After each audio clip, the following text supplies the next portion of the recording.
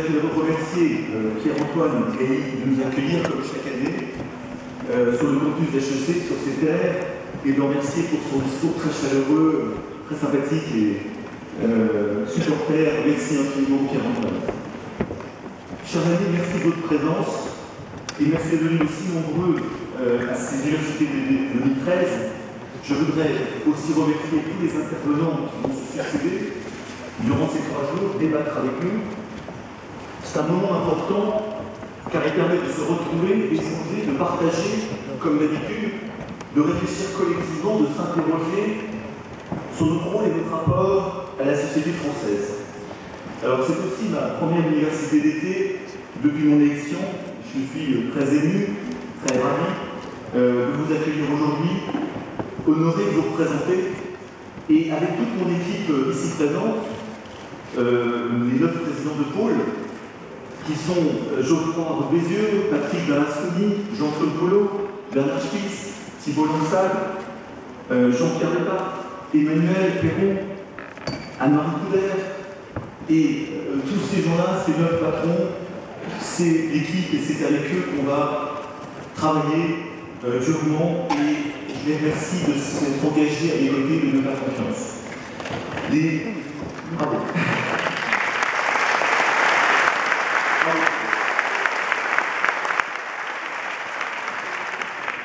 Et les présidents de commission ont été aussi validés ce matin par le Conseil exécutif. Le MEDEF est en ordre de marche aujourd'hui. Pour rentrer directement dans le vif du sujet, le titre de l'université d'été, c'est basé sur un idéogramme chinois, crise qui est composée de 2 symboles signifiant d'un côté danger, de l'autre côté opportunité. D'où le titre du danger à l'opportunité. Pourquoi cela? Mais tout simplement parce que la situation actuelle de notre pays est grave, notre pays est en crise. Face à cette crise, nous avons 2 attitudes possibles. Soit nous restons tétanisés par les menaces sans bouger, sans nous remettre en question, soit nous réalisons que la crise est une formidable opportunité de progrès, de changement, et pour avancer. Les Chinois l'ont bien compris et depuis des années, ce sont des formidables compétiteurs. Ils ont certes des coûts moindres, mais ils ont aussi une attitude de confiance, de combat, de conquête. Ils ont un appétit pour la mondialisation, pour le développement. Et c'est tout ce qui nous manque en France.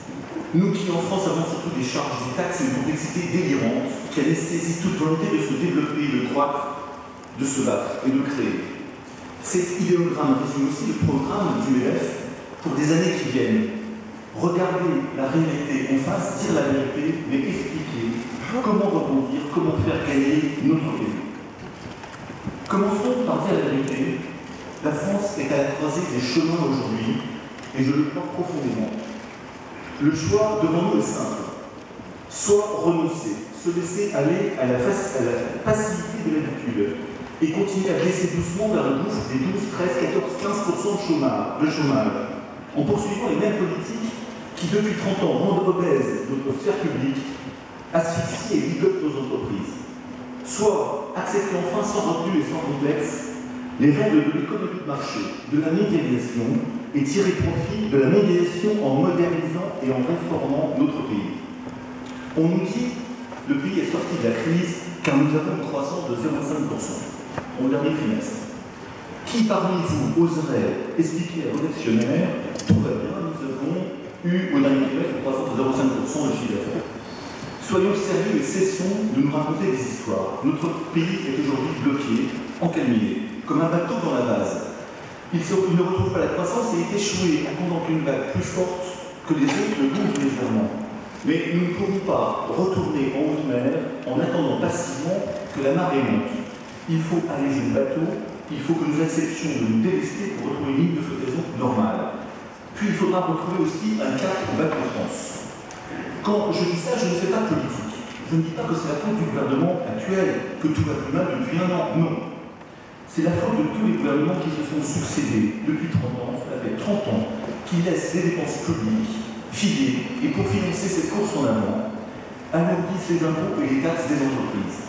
Cela fait 30 ans que nos gouvernements successifs ont eu de cesse d'augmenter le nombre de fonctionnaires, d'accroître les contraintes et les réglementations, contre les entreprises, aboutissant au résultat désespérant suivant. Quelques chiffres à retenir. Nos dépenses publiques représentent 57% du PIB, alors que la moyenne européenne est à 45%, 49%, et que la moyenne allemande est à 45%. Nous avons 12 points de plus que les Allemands de dépenses publiques, ce qui fait 240 milliards d'euros et 500 000 fonctionnaires de plus au passage. Notre taux de prélèvement obligatoire atteint 46% du PIB, contre 38% moyenne européenne. Notre pays a le plus grand nombre de fonctionnaires, mis par 1000 habitants, puisque depuis 10 ans, on a embauché 400 000 fonctionnaires de plus dans les territoires. On ne travaille pas en France, ni par semaine, ni par année, ni sur toute une vie. Et cette situation désastreuse nous coûte très cher, puisqu'il y a 100 milliards d'euros de prélèvements de plus sur les entreprises françaises comparées à la moyenne européenne. Cherchez l'erreur. En conséquence, mais qui en est encore surpris, tous nos indicateurs économiques sont dans le rouge, le chômage frôle les 11%, le commerce extérieur est déficitaire autour de 65 milliards d'euros, le déficit public sera encore autour de 4% en 2013 et la dette atteint 92% du PIB. Ma seule question à ce stade est quel choix veut-on pour la France? Veut-on retrouver en France une dynamique de création d'emplois? Veut-on réellement redonner un avenir à notre jeunesse, à toute notre jeunesse dans la diversité, et pas seulement à ceux qui ont les moyens de bâtir leur futur en dehors de notre pays? En un mot, veut-on enfin faire dans ce pays le choix de l'entreprise et des entrepreneurs? Car qui crée de l'emploi? Ce sont les entreprises. Nous, chefs d'entreprise et entrepreneurs, sommes le moteur de notre société. C'est nous qui bâtissons notre pays, qui lui permettons d'intégrer les jeunes, les minorités, qui donnons du travail, de la dignité à nos concitoyens, qui formons, qui inspirons, qui motivons, qui investissons, qui imaginons le futur et qui le créons. Sans entreprise florissante, sans entrepreneurs motivés et reconnus, notre pays n'a plus d'avenir. Mais pour créer de l'emploi, il faut de la croissance. Et pour créer de la croissance, il faut des entreprises compétitives, innovantes, qui ont confiance en leur pays et dans leur pouvoir public. Et pour que les entreprises soient compétitives, il faut que le terreau de France soit favorable. Cette logique implacable, l'emploi créé par les entreprises, créé par de la croissance, créé par de la compétitivité, et elle-même créée par ce qu'on appelle la compétitivité coût du travail, coût de la fiscalité, coût de l'énergie, est implacable. Cette logique devrait être l'obsession de notre gouvernement, sa ligne de conduite. Pour créer durablement de l'emploi, il faut rendre nos entreprises compétitives et qu'elles n'aient pas peur d'embaucher. Il y a un lien direct, vous le voyez, entre l'emploi et la compétitivité. Là encore, cessons de jouer sur les mots, de parler d'employés, d'emploi financé par des impôts. Le seul emploi qui vaille, c'est le seul emploi pérenne. Le seul qui rapporte et non pas qui coûte à la collectivité est un emploi créé par le marché, par les clients, donc par les entreprises. Un emploi qui soit lui-même créateur de richesse et non pas un emploi financé par nos impôts ou par nos charges. On me demande souvent, mais quelle va être la ligne de conduite du MEDEF dans les prochaines semaines, sa grille d'analyse? Alors c'est très simple. Moi je n'ai qu'une seule obsession, l'emploi, l'emploi, l'emploi. Nous jugerons les initiatives des pouvoirs publics à cette aune. Pour tout ce qui favorisera l'emploi et donc la compétitivité, nous applaudissons. Pour tout ce qui conduira à renforcer les contraintes ou les charges sur les entreprises et donc défavorisera l'emploi, nous le dénoncerons avec fermeté. C'est ma seule ligne de conduite. Quand sur la réforme des retraites, on me dit qu'il n'est pas possible de toucher à l'âge légal ou on va renforcer les contraintes sur la pénibilité, je dis qu'avec ce type de dogme, le gouvernement choisit le chômage au détriment de l'emploi, qu'il refuse de porter une véritable réforme de fond que pourtant les Français attendent et sont prêts à accepter. Alourdir les charges et les contraintes des entreprises, c'est faire le jeu du chômage au détriment de l'emploi. Taxer, ce n'est pas réformer. Surtaxer, c'est créer des chômeurs. En faisant le choix d'une non-réforme et en refusant d'avoir un discours de réalité et de clarté vis-à-vis des Français, le gouvernement ne répond pas à l'urgence de la situation alors que les déficits cumulés du régime de retraite sera de 200 milliards d'euros en 2020. Est-ce que nous allons financer 200 milliards d'euros par des cotisations sociales et patronales? Non. On ne règle rien. Pire, tout le monde sait qu'on va devoir revenir sur cette réforme dans quelques mois. sous 2 ans sans doute, car comment croire que seules ces cotisations vont pouvoir combler ce déficit? En 7 ans, une fois de plus, à la facilité de la hausse des cotisations, le gouvernement obère la relance et donc l'emploi.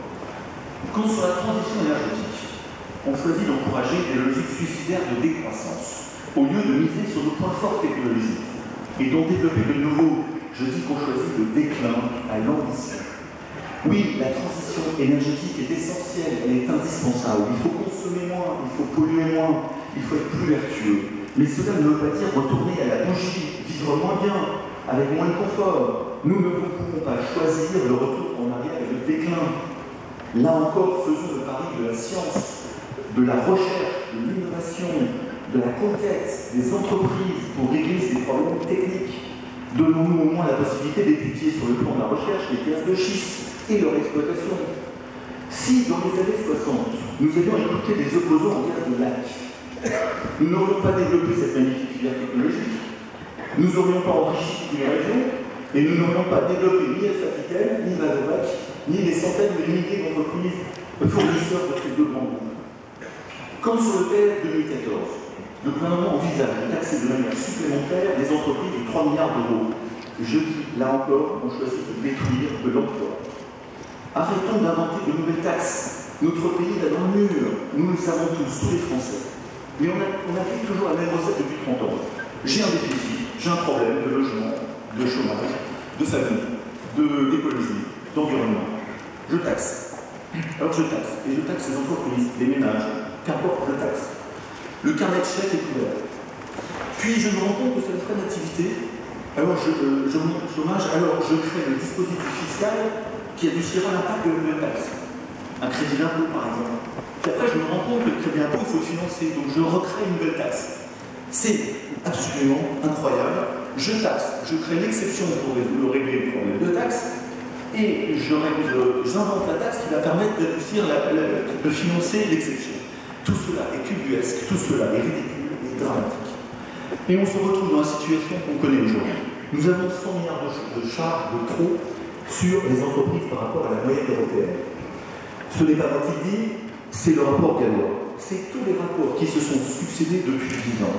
Et c'est l'ensemble du monde, que tous les rapports français, Bruxelles, la Commission européenne, le FMI, les économistes, les instituts, nous disent le coût du travail trop élevé en France de 50 milliards, la fiscalité est trop lourde de 50 milliards, qui dégrade la compétitivité et l'élan français et le développement de la France.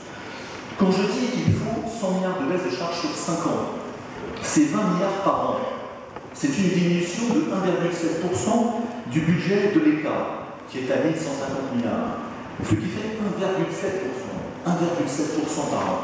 N'importe qui dans son entreprise, ou même dans son foyer, est capable de gérer une baisse de 1,7%, mais pas les pouvoirs publics. Alors, de qui se moque-t-on? Les pouvoirs publics nous promettent aujourd'hui une baisse possible du coût du travail, notamment pour compenser la hausse annoncée hier des cotisations sur la retraite. Cela ne suffit pas. Ce que les entreprises attendent, c'est une dynamique de baisse massive du coût du travail, rapide, et un calendrier précis de mise en œuvre. Je ne demande pas 50 milliards demain matin, en 2014. On connaît la situation des dépenses publiques, mais il faut que la dynamique de baisse sur 5 ans soit clairement et officiellement engagée et aille au-delà d'une simple compensation des hausses. Et qu'on arrête de parler de cadeaux aux entreprises. Il s'agit d'un cadeau aux Français, il s'agit d'un cadeau au pays, il s'agit d'un cadeau aux emplois.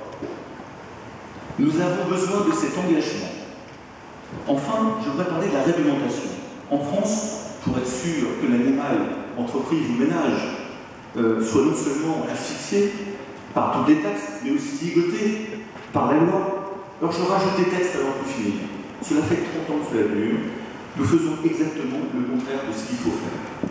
Nos entreprises ont besoin d'un environnement que j'ai appelé 5S, c'est-à-dire simplifier, stabiliser, souple socialement, serein fiscalement, sécurisé juridiquement. Il doit être plus lisible et compétitif sur les plans territoriaux, sociaux et fiscaux, notamment par rapport à nos partenaires européens. Nous ne sommes pas seuls au monde. C'est un travail de long terme qui doit être effectué avec une détermination sans faille, mais il faut avoir des idées, des objectifs simples que je suggère au pouvoir public Par exemple, pour la simplification, diminuons tous les codes de 5% par an.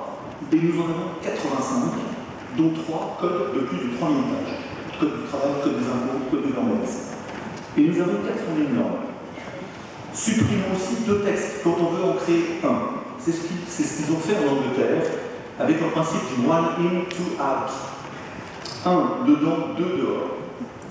Pour la stabilisation, adoptons un moratoire sur toutes les normes et règlements imposés par l'administration pendant 4 ans. Réduisons les strates administratives. Il existe aujourd'hui 3 échelons, chacun ayant sa volonté de créer sa règle sur l'école. Pour la stabilité fiscale, enclenchons une baisse des impôts tous les ans, en nombre et en volume, et en valeur, en même temps que la baisse des dépenses publiques. Supprimons aussi les impôts symboles, dogmatiques, qui ne servent à rien sauf à décourager les investisseurs et les actionnaires, qu'ils soient français ou étrangers. Supprimons l'ISF. Et supprimons la taxe à 75% pour les revenus.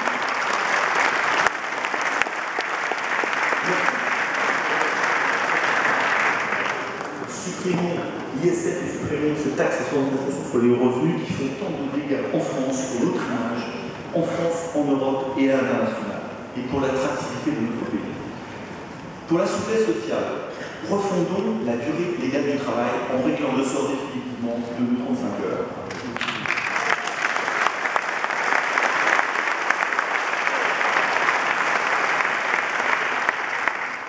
Améliorons encore la flexibilité pour davantage d'adaptation dans ce monde qui est en perpétuelle évolution, tout en développant une meilleure employabilité de nos salariés pour qu'ils n'aient pas peur de changer d'employeur.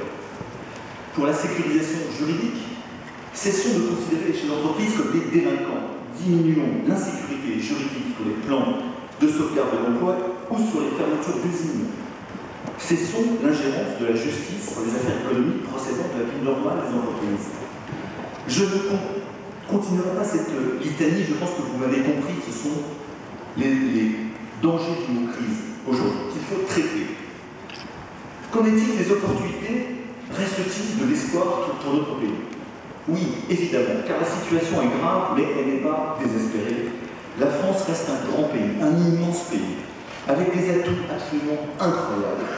La France reste un grand pays, et des atouts incroyables, nous avons encore tout ce qu'il faut pour bâtir notre futur, pour conquérir le monde et rester parmi les grandes puissances mondiales. Mais il nous faut tracer un cap ambitieux et enthousiasmant pour notre pays, pour nos concitoyens, pour nos jeunes, pour son économie, en Europe et dans le monde, et mettre ce plan en exécution.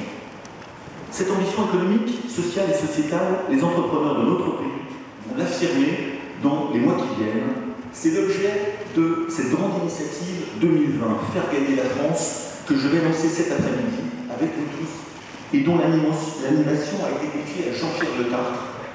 J'invite d'ailleurs chacun d'entre vous à passer sur le stand correspondant et à y poster une idée, un commentaire, une contribution. Ce projet novateur vise à présenter d'ici quelques mois une vision à moyen et long terme pour la France, en Europe à l'horizon 2020, porteuse d'espoir et d'enthousiasme. Il vise aussi à éclairer et donner un sens aux actions à mener à court terme pour atteindre cette ambition et à permettre aux chefs d'entreprise de porter dans leur environnement la vision et les messages communs d'une France et d'entrepreneurs bâtisseurs et conquérants. Bâtisseurs et conquérants. Il permettra enfin de faciliter les réformes structurelles profondes dont la France a tant besoin en donnant un sens à ces réformes, qui devraient être ainsi mieux acceptées par nos concitoyens, par nos salariés, par nos partenaires sociaux. Donner un sens, montrons un cap pour réformer le pays. Cette initiative 2020 associera largement, au-delà du LF, toutes les forces vives du pays qui le souhaitent. Elle se veut ouverte, collaborative, dynamique. Je souhaite qu'elle s'intègre dans les propres réflexions du gouvernement, qu'elle en soit le cœur et la dynamique. Car l'avenir économique de l'abord est défini par des entreprises, bâties par des entrepreneurs avec l'aide de leurs équipes pour faire gagner notre pays collectivement. Ne revenons pas aux chimères d'une France colbertiste, aux stratégies définies par le gouvernement ou par quelques hauts fonctionnaires. Tous les défis qui nous font face, qu'ils soient écologiques, démographiques, sociaux, technologiques, numériques, peuvent être relevés par les entreprises de notre pays. Encore faut-il leur laisser la possibilité possibilité, la liberté de le faire et surtout de leur faire confiance. Car les solutions viendront non pas de l'illusion d'une décroissance suicidaire ou du mirage d'une économie administrée, mais bien de l'émergence d'une nouvelle croissance économique, plus vertueuse, plus solidaire, plus humaine, basée sur les entreprises comme cellules de base de construction de cet avenir. Aux entreprises et à nous, MEDEF, de dessiner cet avenir à construire à partir de la France. Au gouvernement de dessiner l'environnement social, fiscal, économique et réglementaire pour que nous puissions réaliser ce projet, relever ces défis à partir de la France, créer des start-up, faire développer le PME, faire que nos ETI s'épanouissent et que des grands groupes reviennent dans notre pays. Quel rôle doit avoir le MEDEF dans les années qui viennent? C'est simple, je veux que le MEDEF ait un discours d'enthousiasme et de vérité. Je veux que ce soit l'ensemble des entreprises et des entrepreneurs qui puissent le tenir, qu'ils soient proches de la CGPM, de l'UPA ou de toute autre organisation patronale, car nous devons être très unis dans la situation actuelle. Depuis mon élection, j'ai continué à aller dans les territoires, à rencontrer les fédérations, à parler avec leurs adhérents. Et partout, je constate que notre mouvement est très vivant. Il est passionnant. Il est passionné. Le MEDEF n'est nulle part dans une démarche d'opposition stérile. Il est partout dans une approche d'explication, de proposition, de motivation et d'enthousiasme. Car c'est aussi dans notre nature de chef d'entreprise que de croire en l'avenir, de d'oser, de tenter, de vouloir réussir et de prendre des risques. Oser. Pierre-Antoine en a parlé. Oser, c'est souvent la différence entre celui qui gagne et celui qui perd. C'est la différence entre celui qui gagne et celui qui ne fait rien, même si celui-ci est beaucoup plus intelligent ou beaucoup plus talentueux. Partout dans les territoires et les fédérations, je suis impressionné par la volonté de mes pairs, leur détermination à agir, non pas de manière égoïste, pour leur propre intérêt, mais de manière collective, pour faire avancer notre pays au travers d'initiatives concrètes. Nous pouvons citer quelques exemples rapidement. Le rapprochement école-entreprise, avec des initiatives comme Vie-ma-vie, comme classe en entreprise, comme les boss invités profs. Il y a aussi la valorisation de l'insertion, avec les initiatives comme les trophées de l'insertion. La valorisation de la recherche, des chercheurs, avec le prix d'innovation. Et puis la promotion du mécénat culturel, le développement par l'alternance et l'apprentissage, les rencontres avec le grand public, etc., etc. Je n'en dirai pas plus, car cela prendrait des heures pour lister toutes les initiatives présentes dans nos territoires et nos fédérations. Mais ce sera notre travail de sélectionner les meilleures initiatives d'entre elles et de les formater pour pouvoir les généraliser et les déployer sur le plan national et dans tout le réseau MEDEF. Il est fondamental que vous, chefs d'entreprise, puissiez vous impliquer dans l'action collective du MEDEF, comme vous le faites dans les territoires et les fédérations, car vous êtes l'esprit, vous êtes la force de notre mouvement, à la fois son inspiration et son bras armé. Et si nous souhaitons que les choses bougent dans notre pays, il faut que nous soyons ensemble, unis, regroupés, engagés, comme une armée d'ambassadeurs de l'économie et de nos entreprises. Pour cela, soyez-en à nouveau remerciés. Je veux aussi en profiter pour rendre hommage aux permanents et aux experts de notre organisation, de nos organisations. Sans eux, rien ne serait possible. J'ai pu le mesurer chaque jour. Ils ne ménagent pas leur peine, leurs efforts et accompagnent les adhérents avec enthousiasme et détermination. En synthèse de ce discours introductif, je dirais que nous, entrepreneurs, nous, chefs d'entreprise, nous sommes prêts à relever les défis, à travailler ensemble avec les pouvoirs publics, les partenaires sociaux et toutes les bonnes volontés pour bâtir un nouveau dynamisme économique pour notre pays. Mais ces efforts ne serviront à rien si les pouvoirs publics ne font pas enfin le choix de l'entreprise. Il faut faire le choix de l'entreprise, donc de la compétitivité et donc de l'emploi. La France est un tournant. Nous ne pouvons plus attendre des décisions qui sont repoussées depuis 30 ans. Monsieur le Président de la République, Monsieur le Premier ministre, Mesdames et Messieurs les ministres, si vous ne prenez pas les bonnes décisions aujourd'hui, la France s'enlisera dans le marasme, verra ses jeunes et ses talents continuer de quitter le pays, ses entrepreneurs et ses orphelins se désespérer, le chômage continuera de grimper et notre pays sera relégué en deuxième voire en troisième division. Ce qu'il faut faire en urgence est connu et je veux le rappeler en quelques lignes et en quelques mots. 1.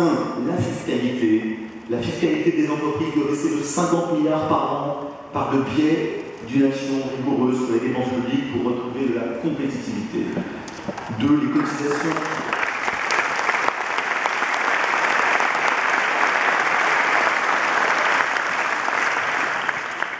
2. Les cotisations sociales des entreprises doivent baisser aussi de 50 milliards d'euros par un transfert de charges vers des mécanismes de type CSG, TVA pour alléger notre coût du travail massivement.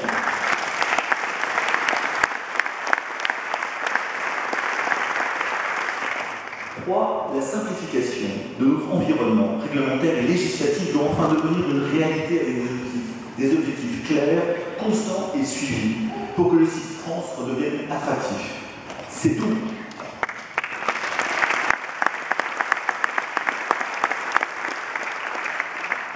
Si déjà ces 3 actions sont enclenchées, les entreprises et les entrepreneurs retrouveront l'espoir et seront au rendez-vous de notre histoire. Monsieur le Président de la République, Monsieur le Premier ministre, Mesdames et Messieurs les ministres, faites confiance aux entrepreneurs et à leurs équipes. Faites le pari de l'entreprise, faites le choix de l'entreprise. Il y a urgence car tous les autres pays du monde avancent et ont déjà fait ce choix-là. La France ne peut plus attendre. Osez, osez. Je vous remercie pour votre attention et je déclare cette université ouverte. Merci beaucoup.